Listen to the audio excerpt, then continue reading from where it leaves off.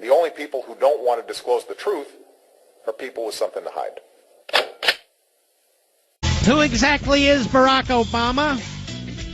I insist, among all the other things I've called him over the years, and accurately so, that on top of that, he has a condition called megalomania.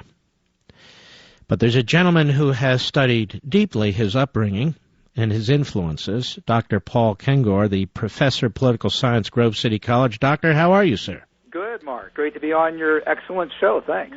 Well, thank you. It's been a while, but, this is perfect timing, Professor. I want you to remind my magnificent audience, there was a lot of influences on Barack Obama when he was a young man, but Frank Marshall Davis was a primary influence. Will you remind everybody who he was and how influential he was on Obama? Yeah, I would consider Frank Marshall Davis a mentor, and in fact, I think a lot of the people who've studied Obama's background would say that, although a lot of the liberal journalists who have been biographers of Obama have avoided Frank Marshall Davis like the plague. So they would avoid the mentor word, but Davis was born in the Midwest. He eventually went to Chicago, like Obama did.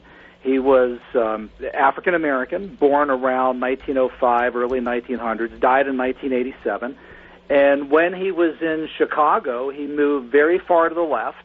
He was first attracted to the progressive left, progressive politics, and then eventually he's attracted to the Communist Party, and at some point, definitely in World War II, and I estimate probably 1943, he actually joined Communist Party USA. And he was so radical, Mark, that he actually Frank Marshall Davis became the founding editor-in-chief of the Chicago Star, which was the Communist Party USA publication in Chicago in the 1940s. Now, a bunch of other things. Here you have him joining the Communist Party, which was completely loyal to Stalin's Soviet Union, and he joined the Communist Party while Stalin was in charge of all things. This isn't under Khrushchev or Brezhnev. Yeah. This was under Stalin. And he eventually met Barack Obama when Davis left the Chicago Star to go to Hawaii and met Obama roughly the autumn of 1970, and met with Obama multiple times, long evenings, throughout the 1970s. No one's exactly sure how many times, although I see that David Marinus more recently reported upwards of 12, 15, 16, 17 times, something like that. How old was Obama? Obama would have been, this was the 1970s, so the time of about 9 or 10 years old all the way up through the time he left for Occidental College. And by the way, what's so interesting about this is the only reason that we really know this is that Obama, in Dreams from My Father, talks about Frank Marshall Davis. And in fact, he goes to get advice from Frank. That's the final thing that Obama did before he went off to Occidental College. And I should note here that Obama was still politically shrewd enough, even at that point when he wrote Dreams from My Father, that he only identifies Frank Marshall Davis as Frank. He never once in the entire book used the full name Frank Marshall Davis. And I should point out, too, that about 10 years later, when he did the audio version of Dreams from My Father, I think this was around 2005, and he had given his Democratic National Convention speech and so forth, all references to Frank, even just plain Frank, in the audio version of Dreams from My Father have been purged. Isn't that amazing? They're all gone. There's not one. I sat there, and I had 2 or 3 people listen to confirm it. I sat there one day with a hard copy of the book, of the original Dreams from My Father, and listened to the book on tape. And every time you would come to the section with Frank, where Frank was mentioned in the book, it would suddenly skip 3 or 4 paragraphs ahead. So he completely purged Frank Marshall Davis as he got closer to pursuing the presidency. And here he is today, and I don't know of any journalist other than perhaps David Marinas, who's asked Obama about Davis or challenged him about it or anything at all. And does he ever talk about Davis when he was challenged? No, not to my knowledge, and I mean he really can't. I mean if he did, I don't know what he would say about it. But Davis was so radical that, and if you read some of the if Davis is mentioned at all anywhere by liberal journalists, and they do their best to distance Obama from Davis, but they'll frame Davis as this progressive civil rights crusader who was hounded by Joe McCarthy, right, and HUAC, the House Un-American Activities Committee. But in fact, McCarthy never got close to Davis. The House Committee on Un-American Activities never got close to Davis. It was the Democrat-run Senate Judiciary Committee which called him to Washington to testify in December 1956 and asked Davis, are you now or have you ever been a member of the Communist Party? Davis pleaded the Fifth Amendment, which, anybody who was in that business will tell you that typically the people who pleaded the Fifth Amendment were very often guilty. I mean, if they weren't, they would say I wasn't a member of the Communist Party. But the next year, that same Democratic Senate in 1957, in a report called Scope of Soviet Activity Inside the United States, listed Davis publicly as an identified member of the Communist Party.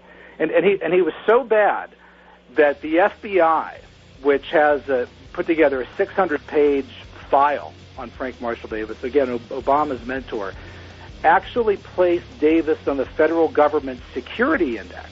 All right, now, Professor, I'd like to carry over, if I may. Sure. This was Obama's mentor, a very serious mentor with very serious ties to very bad people.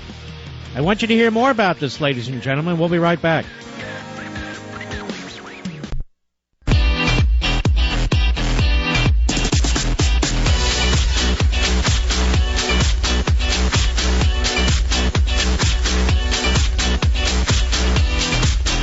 The one-man antidote for liberal media bias, Mark Levin. Call him now at 877-381-3811. Professor Paul Kengor, political science, Grove City College, a great college, expert on Obama's ties to, among others, Frank Marshall Davis, as well as Valerie Jarrett's ties, which I want to get to in a moment.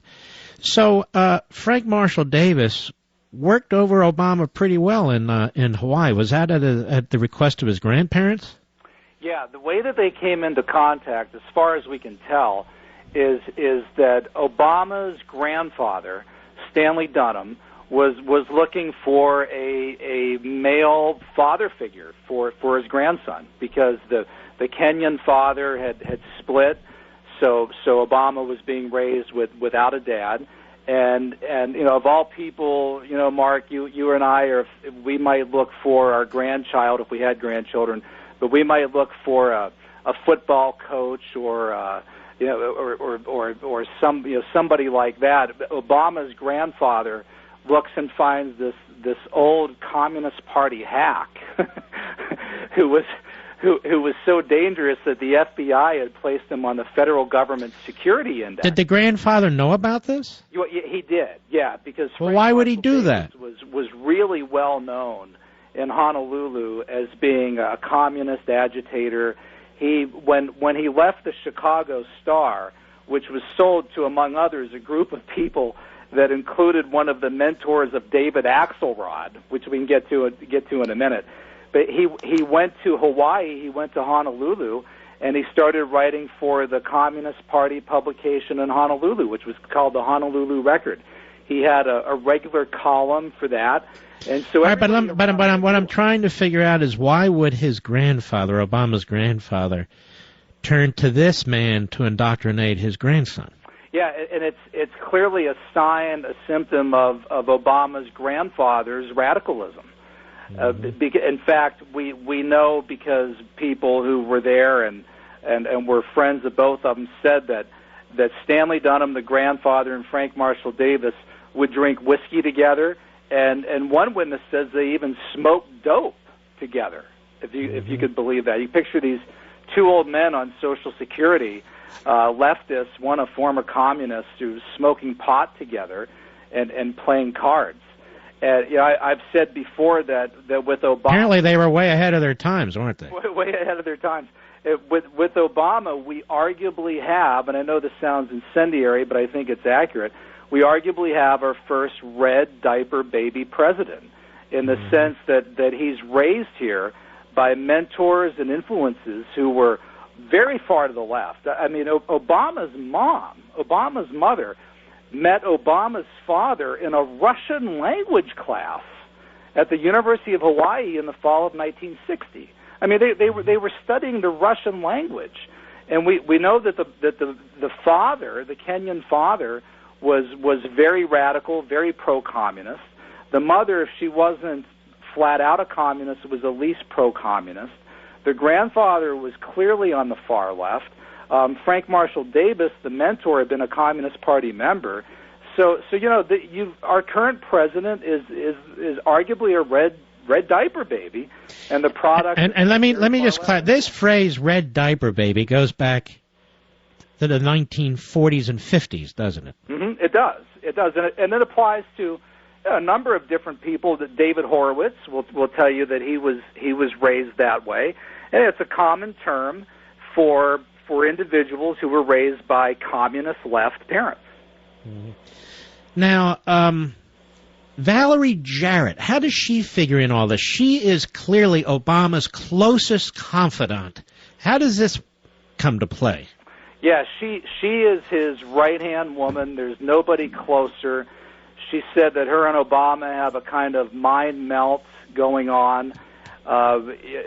She's the one that lets Obama be Obama. I mean, they are really kindred souls, kindred spirits, two peas in a pod. And what's fascinating here, Mark, is that Valerie Jarrett, though she was born in Iran of all places, in the Middle East, and I believe it was November 1956. It was around the time of the Suez Crisis. But her family's roots are also in Chicago, and Valerie Jarrett's maternal grandfather, so this would be her mother's father, his name was Robert Taylor, and he was actually a Chicago leftist, African-American, and he rubbed shoulders and worked together with Frank Marshall Davis. Now, in addition to that, Valerie Jarrett's father-in-law, Vernon Jarrett, I mean, she marries into the name Jarrett. Vernon Jarrett also worked with Frank Marshall Davis in Chicago on various communist activities and projects and so forth, or at least communist-related, in the 1940s. So amazingly, these two both... Well, let's slow down. So her father-in-law and her maternal grandfather... That's right. ...were both acquainted with, if not more, this Frank Marshall Davis. That's right. And the father, well, the grandfather, Robert Taylor, this is really very insidious. Robert Taylor, Valerie Jarrett's grandfather, and Frank Marshall Davis, Obama's mentor, both worked together with the group called the American Peace Mobilization, which was probably the worst, the most grotesque, the most insidious, notorious Communist Front organization in America in the 1940s. The American Peace Mobilization actually tried to keep America out of World War II, tried to keep America from stopping Hitler, because at that point Hitler was in an alliance with Stalin, and so they were doing Stalin's bidding. So this was a horrible Communist Front group that was perpetrating genuine evil, and both Frank Marshall Davis and Robert Taylor were part of that group. Does it not amaze you, Professor, and I want to get into more of this, so you sit back and watch this, how the media in this country and how the Democrat kingpins in this country promoted Obama? I call him a media creation because that's what he is. And either didn't want to know any of this or would attack people who would even try to bring some aspects of it up. Doesn't this amaze you? Yeah, in fact, that's what they do. With the reaction to my reporting of this in my books has been one, either to compare me to Joe McCarthy and dismiss it and make fun of me, say this is witch hunting, modern day McCarthyism, or flat out ignore it altogether. And in fact, that's what I found, Mark, generally, is that if they're ignoring you, you know you have your facts right? Because then they don't even want to go into it. Oh, I get this with all my books, the New York Slimes, the Washington Compost, so they don't matter to me. Now, let me ask you this. So Valerie Jarrett and Obama, how do they meet up? They met it would have been 80s or early 90s, just through Chicago politics, through Chicago political circles, legal circles, law firm. In fact, Valerie Jarrett knew Michelle Obama before they were married, before Michelle married Barack. She knew Michelle first and then was introduced to Barack Obama. Did she help Michelle Obama get her job? I believe she did. I reported on that before. I'd have to go back and take a look. Yeah. Mm-hmm. Now, also part of this sort of cabal was David Axelrod. And you mentioned the media creation of Barack Obama. Nobody had a greater role in that than David Axelrod. I mean, Axelrod came up with the whole hope and change message. He coined that phrase. He was the one that sort of found Obama in the 1990s, early 2000s, helped him run for office, helped him run for national office for the U.S. Senate. And David Axelrod, although he's originally from New York, and his mother, Merrill Bennett Axelrod, who, by the way, just passed away last week at the age of 93. But David Axelrod, when he went to Chicago to attend the University of Chicago, he ended up being taken in and influenced by the Cantor family. And you probably have to draw all this out to really connect all the dots. But the Cantor family were old pro-Soviet Marxist communists from the 1930s and 1940s. And it was specifically David Cantor who mentored David Axelrod. And there's no question about this. No one would dispute any of this. David Cantor clearly mentored David Axelrod, mentored him on media work, political consulting, helped Axelrod get his job at the Chicago Tribune. Well, the senior the senior Cantor, David's father, Harry Cantor, actually worked in Moscow in the 1930s for Stalin's government as a translator of Lenin's writings. Actually worked in Moscow. And after he spent several years working in Moscow for Stalin's government translating Lenin, I mean, this guy ran for governor of Massachusetts on the Communist Party ticket in the 1930s. And then he goes to Moscow. He works for Stalin's government translating Lenin. Then he comes back to Chicago, where there he meets Frank Marshall Davis, Barack Obama's mentor. And then eventually the Cantor family stays there, and they meet David Axelrod. So all of these folks, you've got Obama, Valerie Jarrett, and David Axelrod, all have these common political ancestors literally out of Chicago's Communist Party USA circles in the 1930s and 1940s. You can't. How did Axelrod meet Obama? He met him, I believe, initially through the Harold Washington campaign and the work that Axelrod did. All right, let me just tell you. Harold Washington became mayor of Chicago, and he really beat the Daily Machine to become mayor of Chicago. And he was quite the radical himself, wasn't he? He was. And I've done an article on this for American Spectator, which you can find there online just by Googling my name. And I've done pieces that lay all this out. So if I don't get the facts right on this right now, you can check it out there. I did pieces on both David Axelrod and Valerie Jarrett. But they came into contact. Well, they started working together probably late 1990s, early 2000, and Axelrod saw in Obama a star, a Lincoln-esque figure, as Axelrod put it, as Axelrod saw it, and really an opportunity there to fundamentally transform America. And Axelrod came up with the phrases change and forward, which, by the way, are also phrases that I found in Frank Marshall Davis's writings in the 1940s, phrases like change and forward. This is, Crazy.